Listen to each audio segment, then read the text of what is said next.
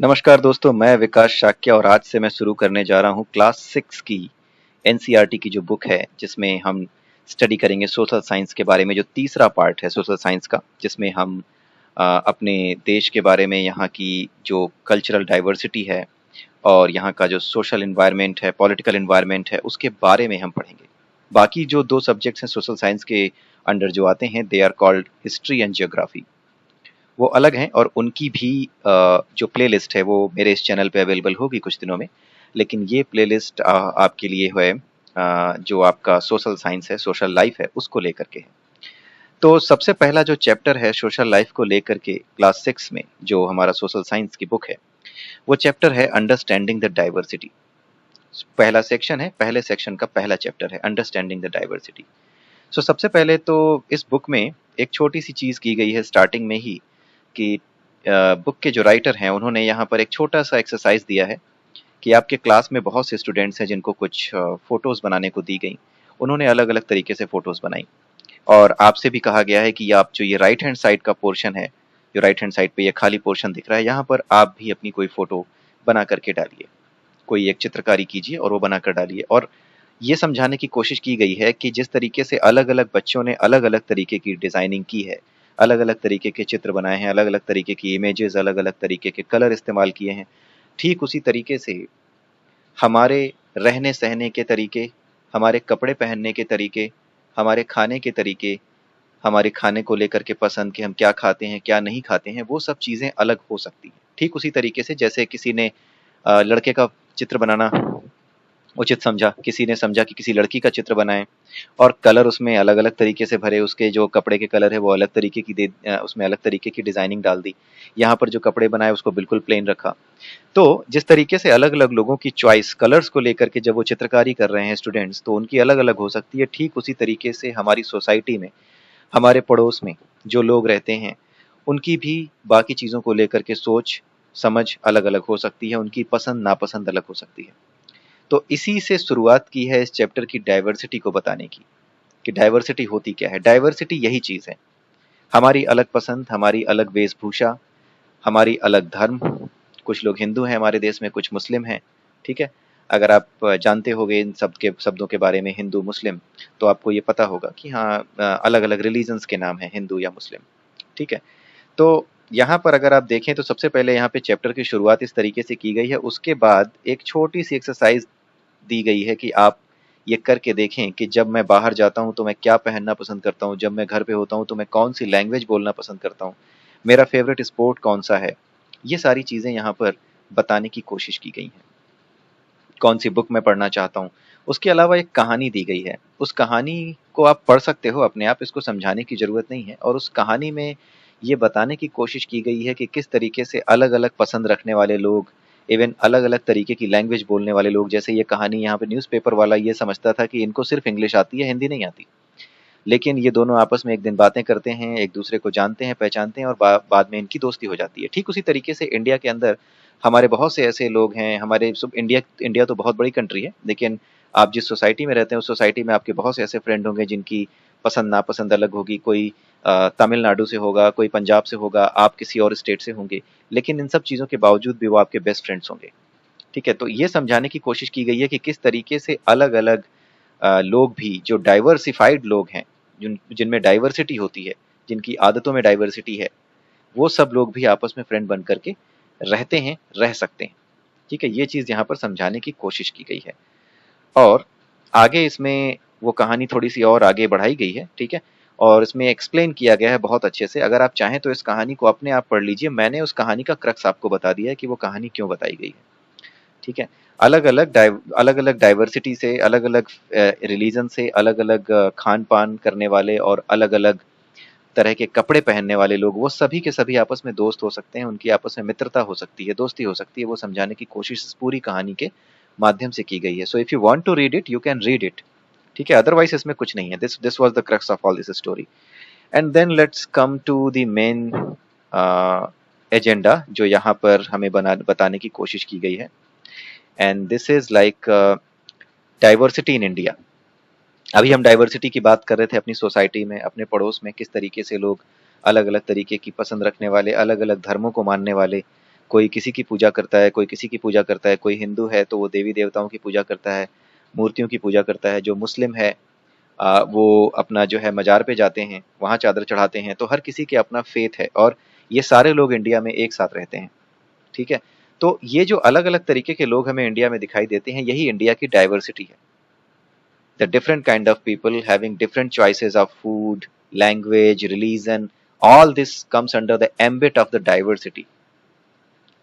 Diversity defines the difference between the two of the communities, two set of people, just like that. So, जो main चीज है that we need to understand in this chapter, it is about the diversity in India.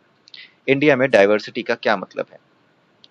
So you can see कि यहाँ पर एक बड़ी अच्छी line लिखी हुई है, India is a country of many diversities, we speak different languages, have different type of food, celebrate different festivals, practise different religions, which means कि हमारा खाना, हमारी फेस्टिवल्स वो सब अलग अलग हैं, अलग अलग तरीके के लोग, अलग अलग धर्म के लोग अलग अलग फेस्टिवल्स मनाते हैं। But actually if you think about it, we do many things that are similar except that we do them in different वे।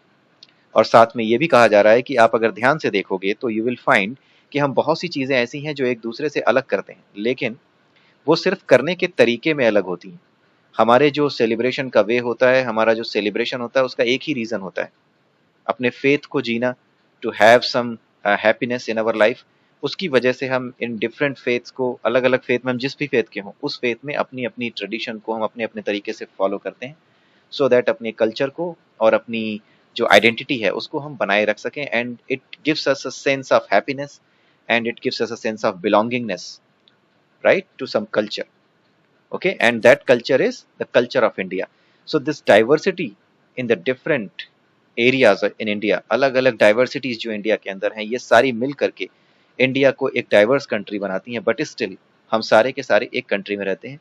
तो यही है डाइवर्सिटी और unity in diversity, this is something called unity in diversity. जब हम सभी लोग अलग अलग डाइवर्सिटीज के होने के बावजूद भी साथ रहते हैं, then it is called diversity, unity in diversity. And next इन्होंने ट्राई किया है, how do we explain diversity, कैसे हम डाइवर्सिटी एक्सप्लेन करते हैं, ठीक है? डाइवर्सिटी कैसे आ गई, किस तरीके से डाइवर्सिटी इंडिया में है, उसका रीजन क्या है? तो अगर हम इसको समझना चाहें कि डाइवर्सिटी इंडिया में या किसी भी कंट्री में किन रीजंस की वजह से आती है, उसके क्या कारण होते हैं, तो उसके दो मेन कारण इसमें बताए गए हैं। इस पेज को मैं नरेट नहीं करने जा रहा, this is very simple page. जो क्रक्स है इस चैप्टर का वही मैं आपको बता रहा हूँ, that crux only I am going to tell you. So if you go to this, then यहाँ पे ये समझाने की कोशिश की गई है इस पेज पर, पेज नंबर 9 पर, यहाँ पर यह समझाने की कोशिश की गई है कि किस तरीके से डाइवर्सिटी आती है, डाइवर्सिटी का रीजन क्या है। आज अपने इंडिया में जो हम इतने अलग अलग तरीके के लोग देख पा रहे हैं, ये कैसे आ गई है डाइवर्सिटी, क्यों आ गई है डाइवर्सिटी? इसको समझने के लिए ही इस पेज पर कुछ बातें लिखी गई हैं, कुछ बातें समझाने की कोशिश की गई है। तो सिंपल सा आप याद रखिए कि किसी भी एरिया में, किसी भी कंट्री में अगर डाइवर्सिटी है तो उसके दो मेन रीजंस होते हैं। पहला रीजन होता है उस रीजन की हिस्ट्री, हिस्ट्री मीन्स उसका पास्ट, पास्ट में जो कुछ इंसिडेंट्स वहां हुई होंगी उसकी वजह से डाइवर्सिटी इंपैक्ट होती है। उसके अलावा जो जियोग्राफी है, उस जियोग्राफी की वजह से भी डाइवर्सिटी इंपैक्ट होती है। तो इन दोनों चीजों को मिक्स करके, यानी हिस्ट्री और जियोग्राफी को मिक्स करके किस तरीके से डाइवर्सिटी को हम देख सकते हैं कि कैसे वो इंपैक्ट होती है, उस चीज को समझाने के लिए इस चैप्टर में लद्दाख और केरला के एग्जाम्पल्स लिए गए, ठीक है, कि लद्दाख और केरला में किस किस तरीके से डाइवर्सिटी हम देख सकते हैं। सबसे पहले इन्होंने बात की है लद्दाख की, जो हाईलाइटेड पोर्शन मैंने किया है उसको आप देखिए। इसमें अगर आप देखें, देन इट टेल्स अस कि Ladakh is the desert in the mountains in the eastern part of Jammu and Kashmir. Ladakh कहाँ पे है, सबसे पहले हम वो देख लेते हैं। सो लेट मी जस्ट,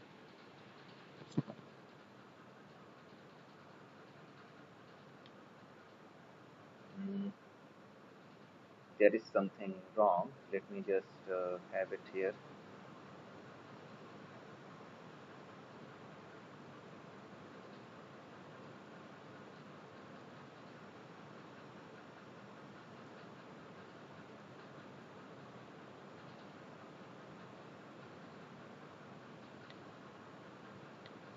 ये अगर आप देखें यहाँ पर on top of the map you can see the Ladakh here. So Ladakh जो है वो हमारे mountains of the eastern part of Jammu and Kashmir. Eastern part of Jammu and Kashmir का क्या मतलब है, यहाँ पे ये है जम्मू एंड कश्मीर। ईस्ट क्या है, जम्मू एंड कश्मीर का जो राइट हैंड साइड में जो भी एरिया होगा वो ईस्ट होगा जम्मू एंड कश्मीर का। सो ईस्ट डायरेक्शन में क्या पड़ता है, लद्दाख पड़ता है। जम्मू कश्मीर के ईस्टर्न डायरेक्शन में यू कैन सी लद्दाख। और लद्दाख जो है ये हिमालयन रीजन के बहुत पास है, यहाँ पे बहुत बर्फ पड़ती है। आप देख रहे हो ये जम्मू एंड कश्मीर है, यहाँ पे हिमालय है पास में, ये पूरा हिमालयन रीजन है। हिमालय होने की वजह से यहाँ बहुत बर्फ पड़ती है। So as in Ladakh, Ladakh में भी बहुत सी बर्फ पड़ती है, बहुत बर्फबारी होती है। तो वही चीज यहाँ पर लिखी गई है, very little agriculture is possible, क्योंकि हमेशा वहां पे बर्फ पड़ती रहती है तो एग्रीकल्चर वहां हो नहीं सकता, क्योंकि यहाँ पर किसी तरह की रैन होती ही नहीं है। और जो कुछ होती है रैन के फॉर्म में तो वो होती है स्नोफॉल। अब स्नो में कोई खेती कैसे करे, तो वही चीज यहाँ पर बताई गई है। तो जब खेती नहीं करते तो वो क्या करते हैं, बहुत ही कम पेड़ यहाँ पे उगते हैं। ड्रिंकिंग वाटर के लिए लोग वहां पे जो आइस मेल्ट हो जो स्नो मेल्ट होती है गर्मियों के मौसम में, उस मेल्टेड स्नो को जो पानी बन जाता है उसका इस्तेमाल करते हैं पीने के लिए। ठीक है, उसके अलावा इसमें यह बताया गया है कि यहाँ पे लोग क्या करते हैं, भेड़ पालते हैं, भेड़ और बकरियां पालते हैं। People here keep sheep and goats. The goats in this region are special because they produce pashmina wool. तो यहाँ पे जो भेड़े हैं उनके बारे में बताया गया है, बकरियां जो बताई गई हैं उनके बारे में बताया गया है पश्मीना। यहाँ जो बकरियां हैं वो उनकी खाल से, उनकी जो बाल होते हैं, उनकी जो ऊपर जो वुल होती है, जो इस बकरी के ऊपर जो बाल होते हैं उससे पश्मीना शाल बनाई जाती है। और इसको ये काफी महंगी शॉल होती है, इसके बारे में बताया गया है। और the people in the Ladakh carefully collect the wool of the goats and sell it to the traders from Kashmir. ठीक है, और ये सारे के सारे यहाँ पर जो लद्दाख में जो लोग रहते हैं वो पश्मीना शॉल बनाते हैं और उसको कहाँ बेचते हैं, कश्मीर के लोगों को बेचते हैं। पास में है दोनों, जम्मू कश्मीर के राइट हैंड साइड में लद्दाख है, आपने देखा अभी मैप में, तो आसपास ही है। तो लद्दाख से लोग जाते हैं कश्मीर में पश्मीना शॉल बेचते हैं। तो ये चीज यहाँ पे बताई गई है। और pashmina shawls are chiefly woven in Kashmir. Pashmina shawls जो होती हैं वो कश्मीर में उनकी ज्यादा बुनाई होती है। ठीक है, जो लद्दाख के लोग हैं वो क्या करते हैं, जो वुल है यानी जो ऊन है, ऊन यानी कि जो बकरी के शरीर से मिलता है, जो उसके बाल होते हैं बकरी के शरीर पे, उसी से वुल बनती है। जो ऊन होता है वही होता है। ये ऊन ये लोग बेचते हैं कश्मीर के लोगों को, और कश्मीर के लोग उस वुल का इस्तेमाल करके, उस ऊन का इस्तेमाल करके क्या बनाते हैं, पश्मीना शॉल बनाते हैं। इसके अलावा ये लोग क्या करते हैं, यहाँ पे पेड़ पौधे तो होते नहीं, साग सब्जियां तो होती नहीं, तो वो क्या करते हैं कि वो बकरियों का दूध पीते हैं और उनका मांस खाते हैं। ठीक है, तो ये चीज इनके बारे में बताई गई है कि इनके खान पान के तरीके क्या हैं। और उसके अलावा क्या है, लद्दाख जो है, अगर आप ये देखें, लद्दाख को अगर आप ये देखें ध्यान से लेफ्ट हैंड साइड पे, तो आपने देखा होगा कि माउंटेन्स तो हैं लेकिन माउंटेन्स के बीच बीच में रास्ते भी हैं। तो लद्दाख में बीच बीच में ये जो माउंटेन्स के बीच में रास्ते हैं, ये रास्ते किधर जाते हैं, चीन की ओर जाते हैं। तो इन रास्तों से होते हुए चीन के साथ हमारा व्यापार होता है, तिब्बत के साथ व्यापार होता है। चीन से नीचे तिब्बत है, अगर आप मैप में देखेंगे चीन ऊपर आता है, नीचे तिब्बत है, तिब्बत से नीचे लगा हुआ लद्दाख है। तो ये जो लद्दाख है, इस लद्दाख के तिब्बत से जुड़े होने के कारण तिब्बत से हमारा बिजनेस होता है। ठीक है, लोग यहाँ पे पुराने समय में भी मसाले लेकर के, टेक्सटाइल्स यानी कि जो कपड़े हैं ये सब लेकर के तिब्बत जाया करते थे। लद्दाख को मिनी तिब्बत भी कहा जाता है।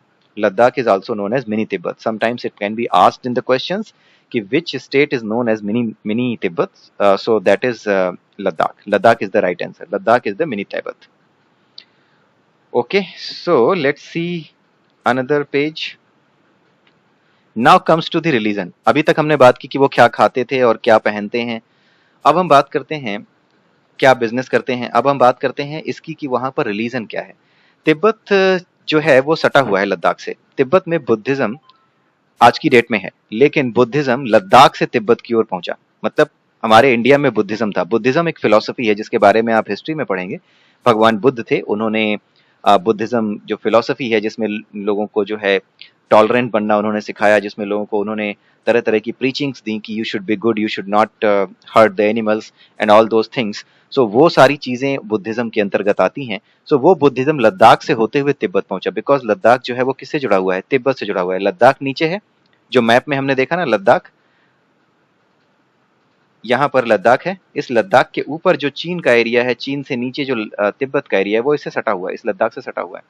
तो जो हमारा बुद्धिज्म के फिलोसफर थे, यानी बुद्धिज्म को मानने वाले जो लोग थे, वो फिलोसफर्स जो लोग थे जो बुद्धिज्म को फॉलो करते थे, वो लोग लद्दाख से होते हुए कहाँ पहुंचे? तिब्बत पहुंचे, और तिब्बत पहुंचने के बाद वहां पर भी बुद्धिज्म उन्होंने फैलाया। ठीक है, उसके अलावा इस्लाम भी इस एरिया में फॉलो किया जाता है, हमारे तिब्बत सॉरी हमारे लद्दाख रीजन में। ठीक है, सो इसके अलावा एक केसर सागा, इसकी बात की जाती है। केसर सागा एक यहाँ पर एपिक है, नेशनल एपिक है तिब्बत का। एपिक यानी कि कोई बहुत बड़ा, जैसे हमारे यहाँ रामायण एंड महाभारत है, एक बड़ी स्टोरी है किसी हीरो की, उसी तरीके से केसर सागा भी हीरोज की स्टोरी है, और ये स्टोरी यहाँ पर लद्दाख में गाई जाती है। इसको दोनों ही रिसाइट करते हैं, चाहे वो हिंदू हो, मुस्लिम हो या बुद्धिस्ट हो। तो मेनली जो यहाँ का रिलीजन है वो बुद्धिस्ट और मुस्लिम्स का है। उसके बाद यहाँ पर केरला की बात की गई है। लद्दाख के बारे में बात हो गई, लद्दाख को देख लिया हमने कि क्या क्या चीजें हैं वहां पे। अब हम केरला की बात करते हैं। लद्दाख में आपने देखा कि वहां पे मसाले नहीं उग सकते थे, वहां पे सब्जियां नहीं उग सकती, लेकिन केरला, केरला कहाँ पे है? केरला अगर आप देखोगे तो केरला यहाँ पे है नीचे, ये देखिए आप, केरला यहाँ पे साउथ वेस्ट इंडिया में है। ये है साउथ नीचे, और ये वाला एरिया वेस्ट की ओर चला गया। राइट हैंड साइड ईस्ट होता है और लेफ्ट हैंड साइड वेस्ट होता है। तो ये जो वेस्टर्न एरिया है, और सिंस ये साउथ में है इसलिए इसको साउथ वेस्टर्न एरिया कहते हैं। तो साउथ वेस्ट में है केरला। और केरला के बारे में इसमें बताया गया है कि केरला में जो है स्पाइसेस यानी मसाले पैदा होते हैं। वहाँ की जमीन ऐसी है, वहाँ पे मसाले पैदा किए जा सकते हैं। बट यू कैन सी कि लद्दाख जो कि इंडिया का ही पार्ट है, लेकिन वहाँ की जियोग्राफी अलग होने की वजह से, वहाँ पे बर्फ पड़ती है, यहाँ पे बर्फ नहीं पड़ती केरला में, बट जियोग्राफी अलग होने की वजह से क्या आ गई? डाइवर्सिटी आ गई। डाइवर्सिटी किस सेंस में आ गई? कि वो क्या पैदा करते हैं और क्या खाते हैं। वो सब्जियां पैदा नहीं कर सकते, राइट? तो इसलिए वहां सब्जियां नहीं पैदा होती। तो जियोग्राफिकल डाइवर्सिटी आ गई केरला और लद्दाख के बीच में, अगर हम देखें। उसके अलावा इसमें यह भी बताया गया है कि 2000 ईयर्स एगो यहाँ पे क्रिश्चियनिटी आई थी। जो क्रिश्चियंस होते हैं वो यहाँ पे आए थे। बहुत से अरब ट्रेडर्स थे, वो भी यहाँ पे आए। बहुत से मुस्लिम्स यहाँ पर आए, जैसे इब्न बतूता था। इब्न बतूता एक ट्रेडर था मोरक्को का, वो यहाँ पे आया था, और आने के बाद उसने यहाँ पर लोगों की कहानियां देखी, लोगों के जीवन को देखा, उनके बारे में कहानियां लिखी, उनकी कहानियां सुनी, लिखी। उसके अलावा पुर्तगालीज थे, इनके सबके बारे में आप पढ़ोगे, पुर्तगीज कैसे आए। जो पुर्तगाल है यूरोप का एक कंट्री है, वहां से भी लोग यहाँ आए। तो कैसे आए, किस तरीके से उन्होंने इंडिया पे राज किया कुछ दिनों तक, कुछ एरियाज को जो है अपने कब्जे में रखा, ये सारी चीजें आप हिस्ट्री में पढ़ोगे। ठीक है, सो किस तरीके से लोग इंडिया में आए, केरला में किस तरह से विजिट किया, और किस तरीके से सिंस अरब भी यहाँ आए, सो यहाँ पर भी मुस्लिम्स हैं। उसके अलावा यहाँ पर चाइनीज, चाइनीज का भी यहाँ पर रोल दिखाई देता है। बिकॉज यहाँ पर क्या है कि एक चाइनीज फिशिंग नेट पाई गई है।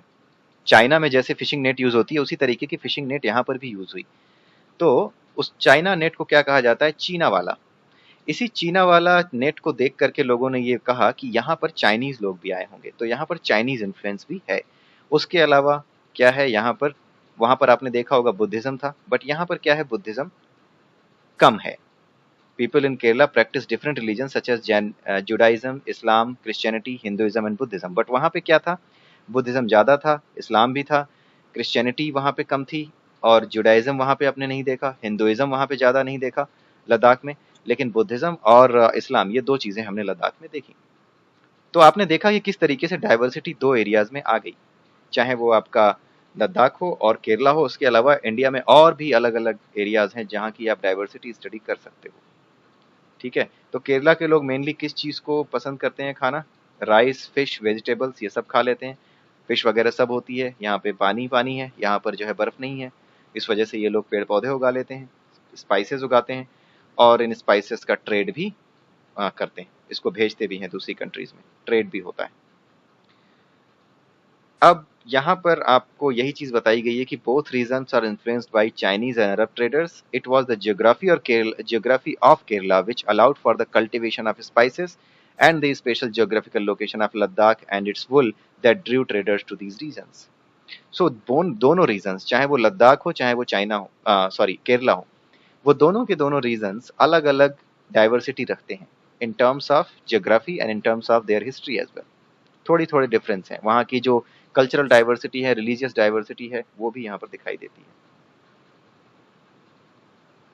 Now we come to the unity in diversity, main thing of this chapter.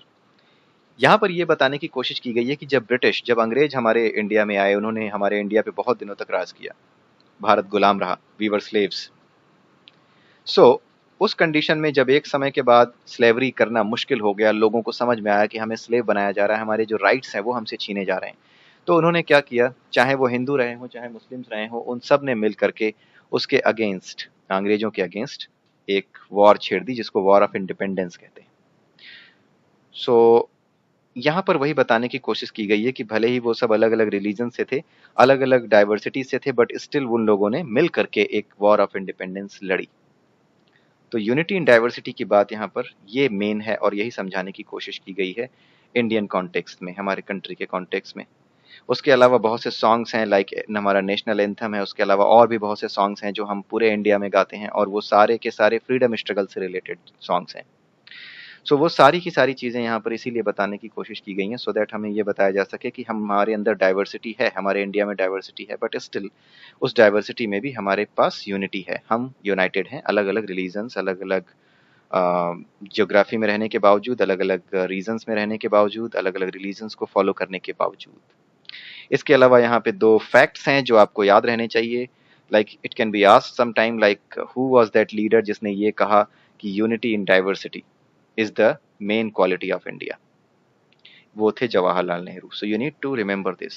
अगर कोई पूछे कि स्वतंत्र भारत में किस व्यक्ति ने, किस नेता ने ये कहा कि भारत में जो यूनिटी इन डाइवर्सिटी है वो हमारी मेन स्ट्रेंथ है, तो वो जवाहरलाल नेहरू। उसके अलावा एक और फैक्ट आप याद रखिएगा, हमारा जो नेशनल एंथम है, जो जन गण मन है, that was composed bye Rabindranath Tagore. That is also an expression of unity of India.